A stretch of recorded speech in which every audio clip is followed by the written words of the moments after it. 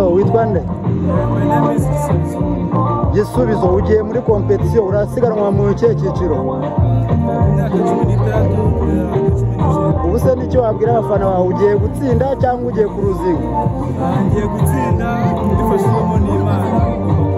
Wowe se muri urumva witeguye intsinzi?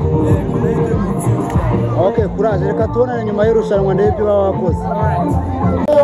Okay, hanga ni Tanshaka Theogene, ni umunyempano wiga abandi nk'uko muzajya kuzambaza abanyempano. Ndi kumwe na Gisubizo Jean Fidel.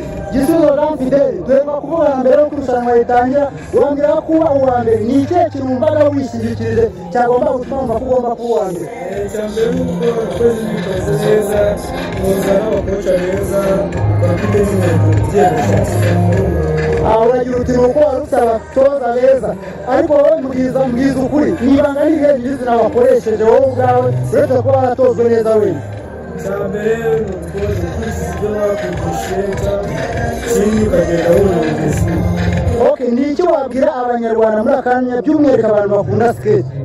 icyo nababwira ni uko nabashishikariza skate mwiza, bituma ukoresha ingingo zose z'umubiri kandi ukaguza n'inshuti nyinshi. Ahangaha rero twaganira ubusa tubwira yuko abarizwa muri Rwanda Hope Club, hakaba bafite na federasiyo y'umukino. Wowe barizwa muri ekipe? Nawe barizwa muri Rwanda Hope Club, hari na federasiyo y'umukino barabimbwiye. Ngaho aka kanya message imwe kuri Minisiteri ya Siporo, ni icyo wabwira ubuyobozi bwa Minisiteri ya Siporo nk'umukino ukina kandi ubona ko uzatera imbere cyangwa se wagira umumaro umuntu ukina uyu munsi? icyo nabashishikariza ni uko badufasha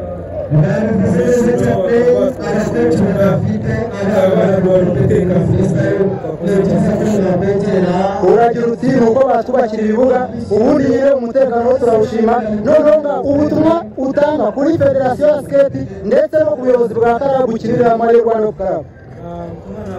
ndabashimira ubwo batekereje ko n'umukino w'amagare udufasha kuba twawukina.